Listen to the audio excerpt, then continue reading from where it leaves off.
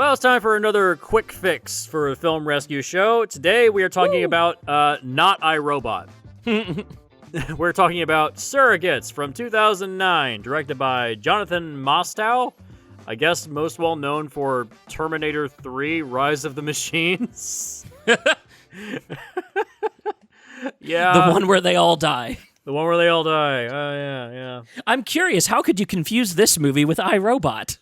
So here's the plot of Surrogates, or I'm sorry, the plot of iRobot. So a cop gets involved in a crime investigation involving James Cromwell in some way, and that leads him down a path where all these robots are around all of society that somehow allow human life to be much more easygoing. Turns out there's a giant conspiracy by the robots or something to somehow take control of the world or destroy the world, one way or the other. It makes no difference. And that leads our main character to essentially shut down the hive mind, and that shuts down all the robots, and then the main character finds some level of peace at the end. The end. These are the same plot. Yep. But I would say this one is definitely nowhere near as good. Yeah, I mean, even then I wouldn't say iRobot is good. At least Will Smith has charisma, even when he's being an asshole. Yeah, that's the thing. Like, at least iRobot has charisma, although iRobot also opens up with, 10 different product placements, and that pissed me off. True. Yeah. Yeah, this one got suggested to us. We were going to put it on the main film rescue chopping block, but honestly, there's nothing plot-wise really to change. It's a good premise. Yeah, and the plot of the actual film is almost directly lifted from the comic, the first storyline written by Robert Venditti. I've met Robert. He's a really nice guy, great writer. I actually a really good photo of me and him at Baltimore Comic-Con 2015, where I had the fake Bloodshot poster. That was back when I looked like I was chiseled like marble. Yeah, I looked really good back then. But I actually was talking to him about this movie at one time, and I said, that movie's not very good. And he was like, yeah, I know it's not very good, but they paid me. So he got paid, so he was happy. But good for him. Even he agrees the movie's not great, but it's mainly not the plot that's the problem. It's the filmmaking that kind of breaks this movie. Yeah, Dutch angle much? Oh, God, it never stops. Yeah, I think the only thing that I think this director really likes Battlefield Earth. True. I think the thing that bugged me the most was this movie really leans on cop noir tropes in that every single trope here is done. The person who brings them the case is ultimately the bad guy. The woman is involved in some way in the plot in the background. The main character's grizzled and cynical and all that other shit. The leader of the new way is actually a faker and not really who they seem. Like tropes are a crutch for this movie. Yeah. But the thing is, a lot of this stuff is actually in the book. There's certain things that aren't in the book, like the prophet in this film, played by Ving Rhames, who was horribly miscast. He's actually he's not a surrogate. He's actually a person. He is named Zaire Powell in the comic, and he and the main character, Tom Greer in the film, Harvey Greer in the comic, they have a history together. They know each other. The film, they don't know each other. Yeah. Yeah, and it is basically, the book is basically just kind of like Blade Runner. It is a cop investigation. There is a guy going around that is deactivating or destroying different surrogate models. It's the same premise. It's just there's these ever so slight changes that kind of ruin the story and ruin the intrigue. And a lot of it is carried by the artwork, but there's also great background details, like delving into the benefits of having surrogates. This is a great concept. Yeah. I the first time I saw it, I was intrigued by the concept, and I couldn't figure out why the movie let me down so much. And I think it's just because they didn't explore that much. Like the idea of, they're basically all superheroes now. Everyone in the world is a superhero. Yeah, everyone has their own model, and there's even, in the comic, there's actually back matter that fits in between issues that details, background details on the universe. Like, if you buy a surrogate version, you can have tougher skin, or you can have a self-cleaning model so you don't have to clean the thing. it costs more, but you can have these different versions, and it sort of is a lot like Do Androids Remove Electric Sheep, the book that Blade Runner was based on. Having an actual live animal is sort of like a status element. Yeah. Whereas in this, the better the surrogate is, it's a status element. Right. Yeah, it fits in. It's just these great details in the comic that were basically put to the wayside for the film because, hey, 90-minute plot, we got to get it over with. Yeah, I think that's where the movie is the most interesting too. Like when after he loses his surrogate and goes into the store, he gets into a new surrogate and he says it's numb, and then the salesman goes, "Yeah, you have to pay more for other feelings." And I was like, well, shit, I want to know more about that. Are there a bunch of numb people out here? Like, is capitalism a huge issue? Wealth disparity and all that kind of stuff? The one lady that has a her loner surrogate body, and it's like, what if you didn't pay for the full version of the app? Like, I love that kind of stuff. That's really, really interesting. Yeah, there's these great details, and it's a shame that all of it got kind of pushed to the side. And even like things like, well, what happens if a person is paralyzed? Right. Well, what about kids in schools? If the kids in schools had surrogates, school shootings dropped to 0. Right. Yeah, or things like that. Like there's these background details, like or hey, pandemic going on right now. It'd be great to have a surrogate so we don't have to deal with this shit. Wouldn't it be amazing? Wouldn't it be a wonderful world? Like there's these great details that are just thrown out because they said, oh, the plot's more important, and even like production details that just bothered me. Like the thing that's destroying the surrogates in the film is very different from what it is in the comic. In the comic, it's this set of electrified gauntlets. It's these EMP gauntlets.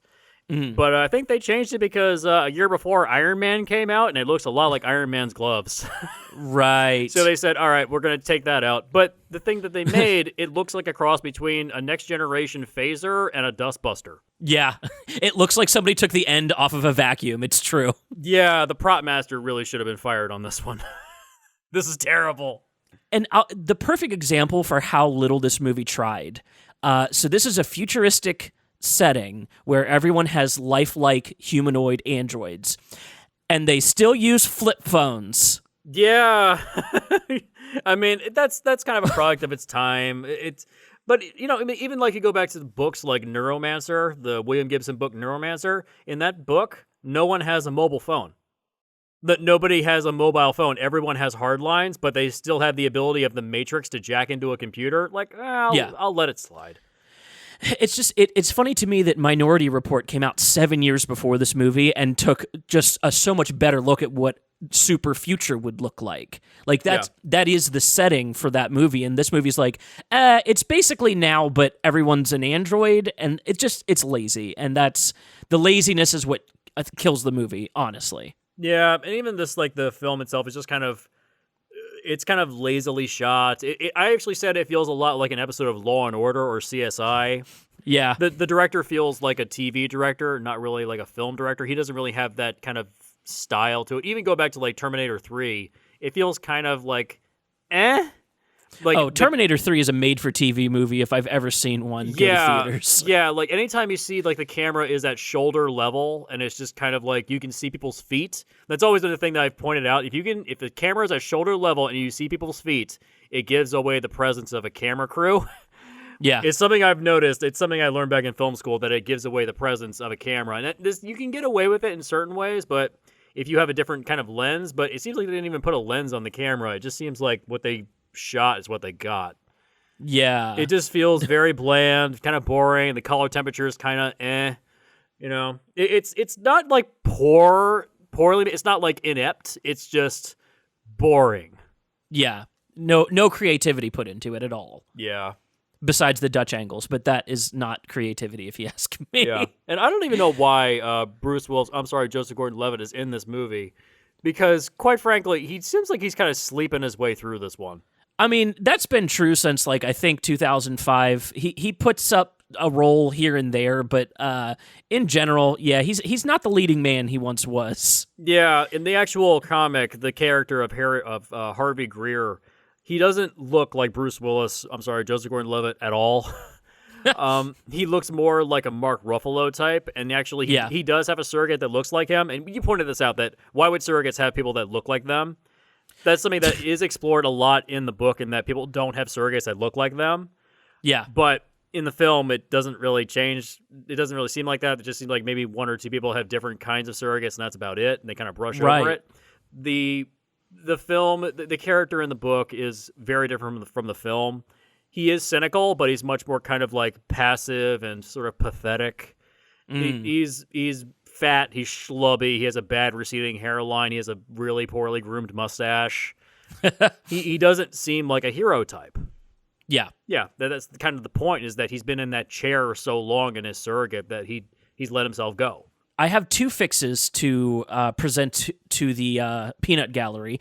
The first one is the end of the movie. I want anyone listening, to think about this for a second. He just murdered a lot of people. Yep. Because if you follow the logic through, imagine you woke up for work today and you put on your pants and your shirt and you went to your job and you're an airline pilot with a surrogate and your plane crashes into a civilian area. That definitely happened. Yeah. For sure. It's like what would happen if you turned off all the electricity in the United States. Right, like everyone in a hospital dies that's on life support. Yeah, and right now there's a pandemic going on. Oh, you have serious fucking problems. Yeah, exactly. Yeah, it's hard to really redeem yourself from that. Yeah, he's no longer a hero by the end of the story. And according to you, you said the end of this book is about just shutting off the surrogates. It's not about trying to kill people with a virus or whatever. Yeah, he's not trying to kill anybody. It's more about he just wants to shut down the surrogate program entirely. And by the end, it's not Greer that makes that decision. It's actually the bad guy achieves what he wants.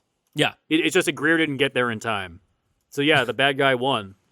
And Greer just kind of accepts it. And what a great nihilistic view for a story about people being just lazy fat bastards. I mean, I think that works for me. I'm okay with James Cromwell winning at the end of the story.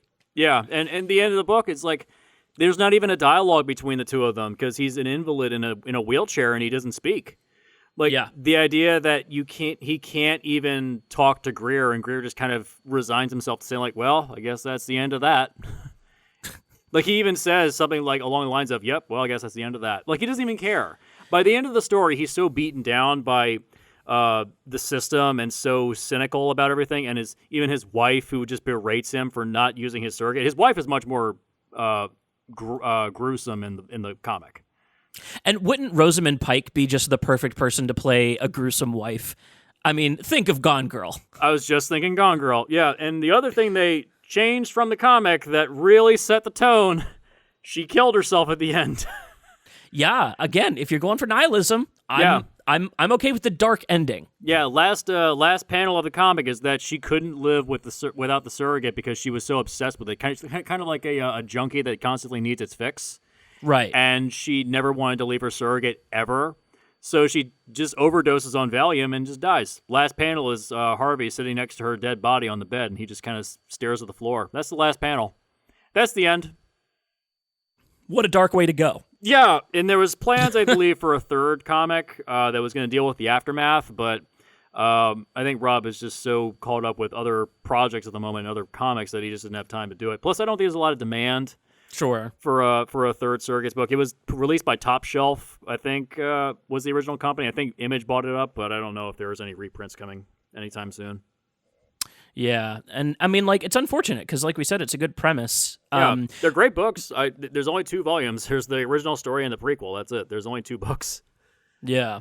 My other fix, I think this is the one that visually would help the movie the most, is this is a golden opportunity to hire a bunch of character actors and weird-looking actors. Like the people that you know their face, but you may not know their name, but when they pop up in a movie, you're like, oh yeah, that guy from that other thing. Those kind of people should be the normal, everyday people. And then hire a bunch of good-looking people to be the surrogates.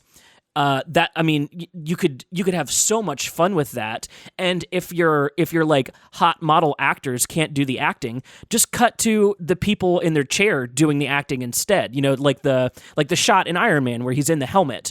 Anytime you get placed in the helmet, it's so that Tony Stark can act for us.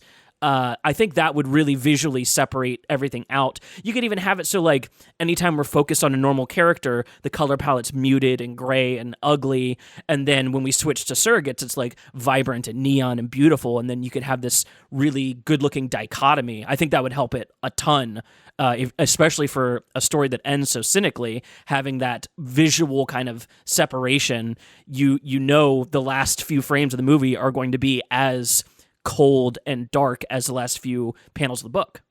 Yeah, and you can have actors that look completely different from the surrogate models. Like, have weird people like I don't know, Fisher Stevens, and like, but his surrogate model is Brad Pitt.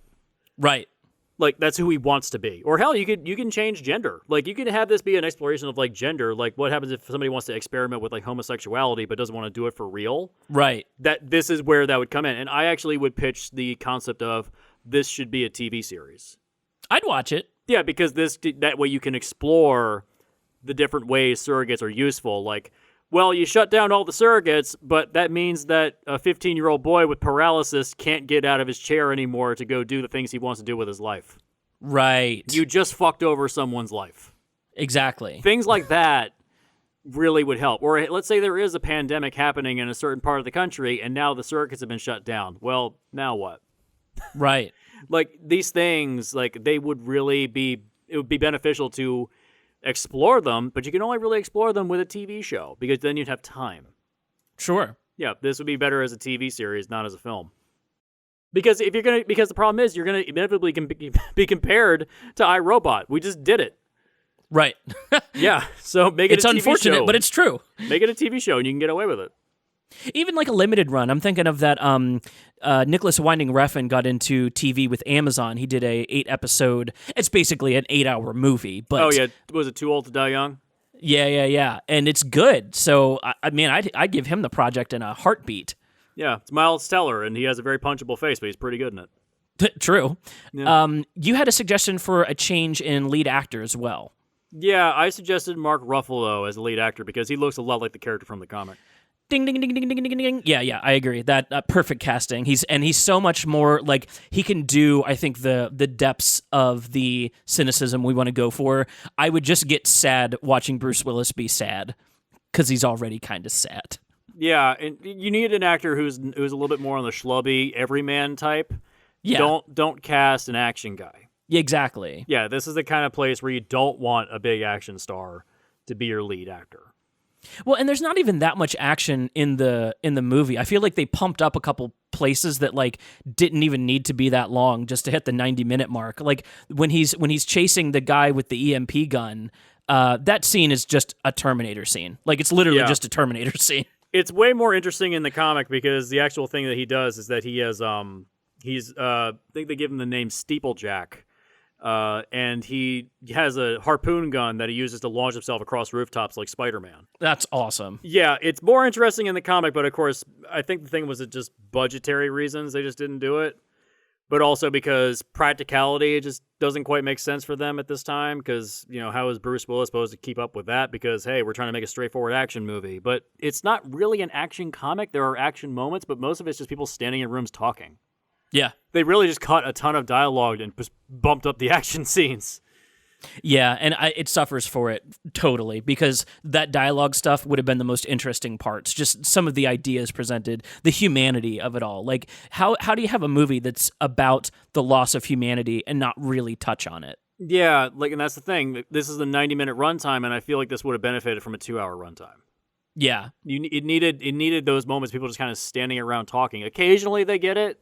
There's that one scene of Bruce Willis in the hallway with Rosamund Pike, and it's right after he punches a surrogate in the face. Right. That one scene where he kind of is just desperate for her to step out of that room and just be his wife again. That one scene kind of almost gets there, but it's really stupid that he went and punched the shit out of a surrogate. Yeah, more of that, please. I would like more of that stuff. Yeah. And by the way, the whole thing where they're kind of juicing up with those electric prods, that's new. That's not from the comic. Yeah, that was kind of silly to me. That's just dumb. How do you not overload the surrogate? Right. Yeah, they go out of their way to not answer questions that I have, and for that reason, I don't enjoy this movie. But I think a couple punch-ups here and there really could get it into a really interesting place. I mean, just look at Blade Runner 2049. Like, who expected that movie to have the depth and breadth that it has? And it's because the creator took the time to really question stuff about that world, and it pays off. The best scene in that movie is the scene where the prostitute comes to meet up with Kay, and the hologram merges with her, and it's like, oh, nothing's happening in the scene, but everything's happening in the scene. Exactly. That's more of that. Please, more of that. Yes. Well, I think that's going to do it for this one, unless you have any other additives to throw in to make this an even better pie. Just read the books. I'm sure they're readily available. We are big advocates for reading the source material on these shows, for sure. Yeah, and it's not very long either. Each book is only about 5 issues long, so it's 10 issues. It's not that much out of your life. Oh, yeah, that's a non-commitment. That's a sitting in an afternoon. Yeah, there you go. If you enjoyed this, please subscribe to our channel. Check out some of the videos that will get suggested at the end here. We really appreciate it if you'd leave a like as well. This is a spinoff from a larger podcast and series of podcasts that Montressor Media runs. You can check all of those out on any podcast streaming apps. The name of the major show is called The Film Rescue Show, where we do basically this over the course of an hour and a half to 2 hours. Sometimes more, depends on the movie. You can also donate to our Patreon, patreon.com/Montressor Media. For $1, you can get access to all of our podcasts, early access to episodes of this nature, as well as the podcast short films and everything else that we have in the works. We are a growing team, and every dollar helps us. We have a goal set right now. If we hit $300 in patron donations, we'll be able to get a studio and start doing this live and over Twitch and video versions of everything, which I guess people like better because, hey, that sounds fun. You can also follow me at Seth X Decker, and you can follow Jesse at Hardcore B-Shot on Twitter. You can also follow at Film Rescue Show if you'd like to be a part of the main podcast, or if you have a quick pitch, you can send it there or to our email, filmrescueshow@gmail.com. I think that's going to do it for us. Thank you for checking out this episode of Film Rescue Quick Fixes. You're probably getting prompted to look at some of the other episodes somewhere on the screen right now. Go ahead and click on one of those if you're having a good time. Leave a comment, like, subscribe, do all the YouTube-y things that people ask. It would help us a lot. I appreciate it. I've been Seth. I've been Jesse. And thanks for listening.